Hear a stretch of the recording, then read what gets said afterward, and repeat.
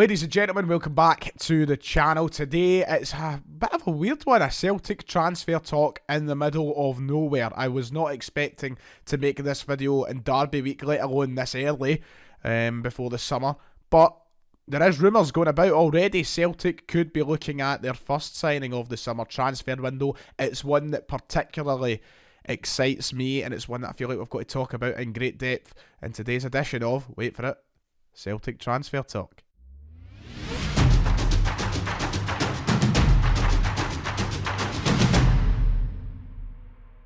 Before we go any further with the video, please make sure to drop down below and hit the red subscribe button. It's absolutely free, it only takes 2 seconds, and we're trying to hit 33,000 subscribers before the big game on Sunday. Now, and this is a bit out there, this video, it's not really in relation to that game where it's been a full week of content relating to that derby. We're breaking away for a day, but we had a fantastic chat last night on the phone in. We had a lot of fans phoning up to talk about Celtic, to talk about that game on Sunday. If you want to check that out, it is on the channel. It's on Spotify as well if you want to go and listen to that. But we'll take a break today and we'll talk about something a little bit exciting. And this is, as I said, something that particularly excites me and something that I hope Celtic really do manage to pull off. So Celtic are being linked with Bayern Munich youngster Christopher Scott, a young centre midfielder, as his contract comes to expiry with the German side. Of course, Bayern Munich, one of the biggest sides in world football, probably right now, in my opinion, the best side in world football, and one of their youngest talents, and someone who has had quite a number of years now of being built as this young superstar, sort of wonderkid potential. Could be leaving the club. He wants to leave. He wants to get first team football. It doesn't look as though he's going to get that at Bayern Munich, and the departure looks inevitable, and Celtic are apparently sniffing in and around there.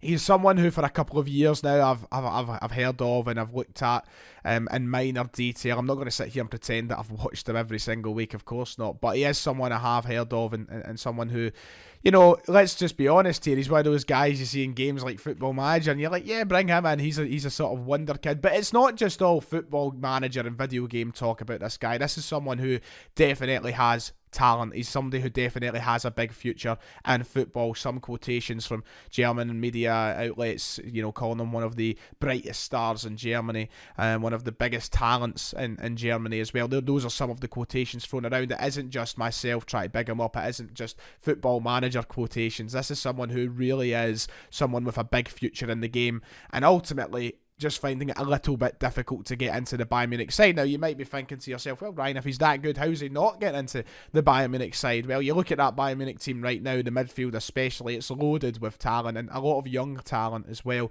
You look at guys like Joshua Kimmich, you look at Leon Goretzka, Corentin Tolisso, guys like that. It's not exactly easy for someone like Christopher Scott to break into that team. Yes, a German international of the future, I would hope, but you know, you're looking at a team right now with internationals littered around it, and if you're as ambitious in this sport, and if you really want to reach the top, sometimes you've got to make sacrifices, and his sacrifice may have to be leaving the likes of Bayern Munich for the chance of first team football, and that does seem like it's going to be the situation for Christopher Scott.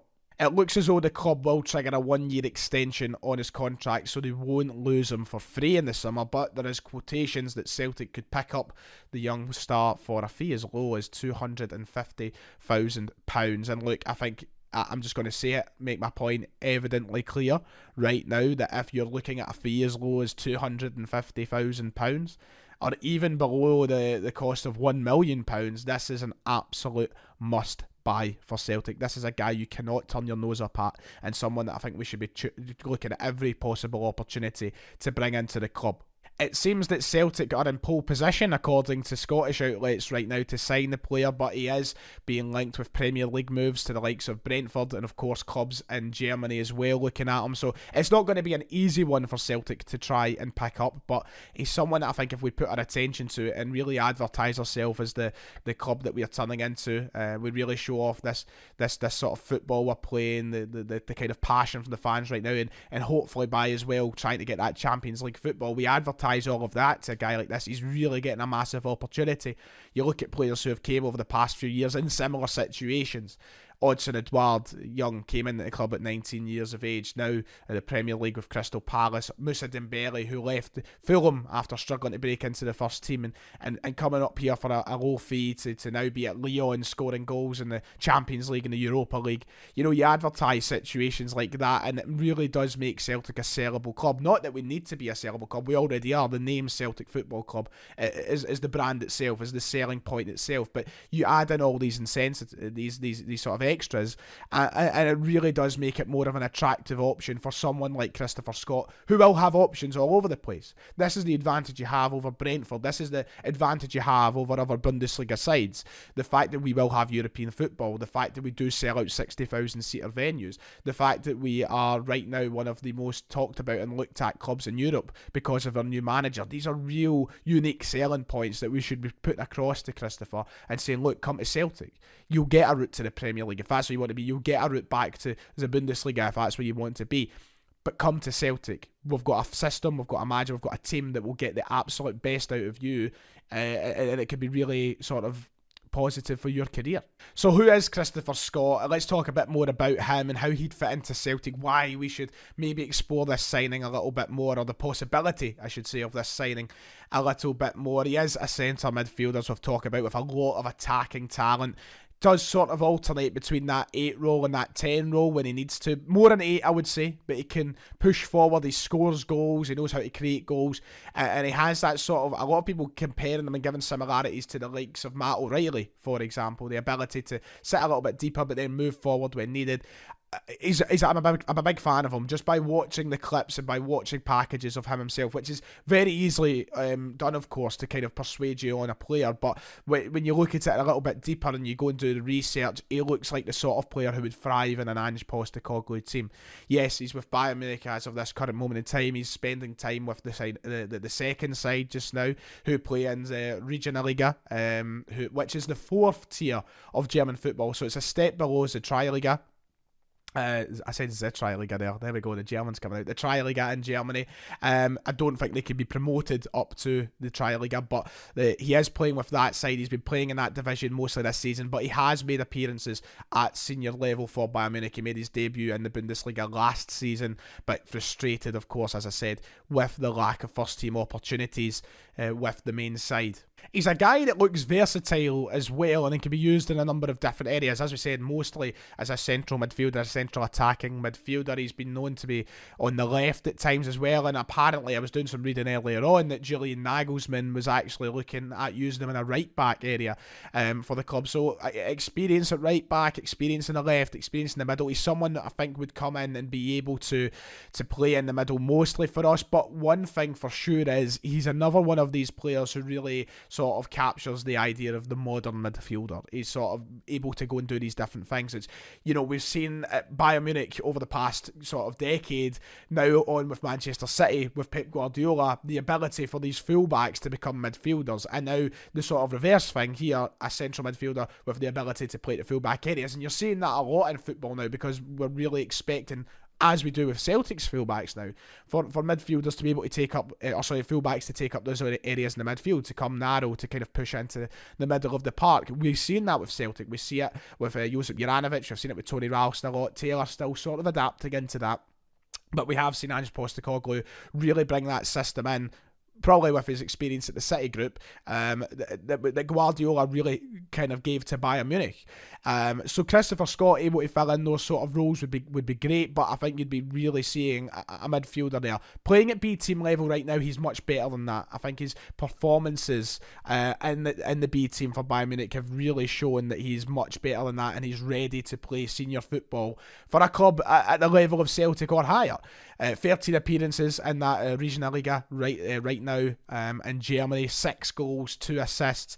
He's been involved in so much for that side this season. Of course, you can't rate too much off of playing for a B team, but you know, it's a guy that's rightly destined for the top by all the quotations and all the media hype, because of how good he's looked. Another thing that I noticed from watching bits and bobs of him is his strength. He looks really good at getting forward with the ball, but using his strength to do so. He's good at carrying it, brushes off opponents quite easily.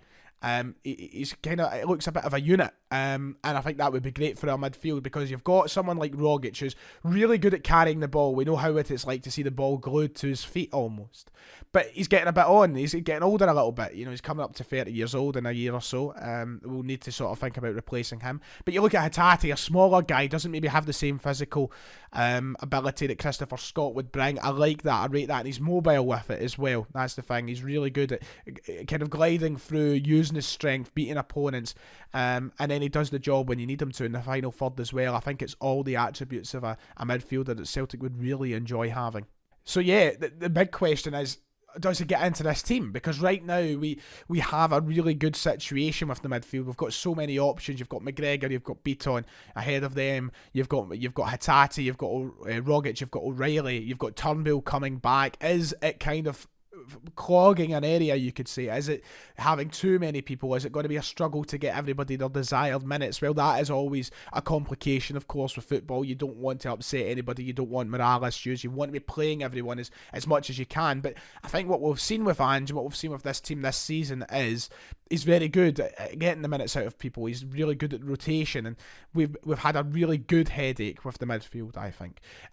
It's never been much of an issue. And I think that by adding someone else, that's good. Because you've got to set yourself up for the eventual reality that players will leave as well. You look at Nir Beaton, he's only got a year left on his contract. You look at the likes of Rogic, who's getting on a little bit as well. Reality is that players like Turnbull, O'Reilly, they're going to build interest as well with the way that they perform. So you never know what's happening next. You've got to be one step ahead of the curve, I suppose, and you've got to anticipate the departure of players and bring other players in. And I think Christopher Scott would be one of the best options out there to replace someone who could leave or who can go out. And the other thing is, of course, we've seen how much Celtic have struggled with injuries this season. You know, we play an intense brand of football. It does mean players need rest. It does mean that we will pick up injuries. And by having more options, once again, I'll use the phrase, it's a good headache to have. So I think by adding someone like him, look, he's came up through a system at Bayern Munich, one of the best youth systems in the world, one of the best clubs in the world. As I've said already, I think, in my opinion, the best club in the world at the moment, maybe aside from Manchester City. You've got someone who's coming up through the absolute best, and to pass down such a good opportunity at such a low price, I think would be silly of Celtic. That'll do it. That's all the talk for now in regards to what could be our first signing of the summer window. I'm hoping it's one that Celtic do explore further, and I'm hoping it's one we can get over the line. I'm very excited by the prospect of it. A hero in my Dusseldorf FM save. I would love to see him through the door at Celtic. And obviously, you know me as well. I love the German players. I love the German league.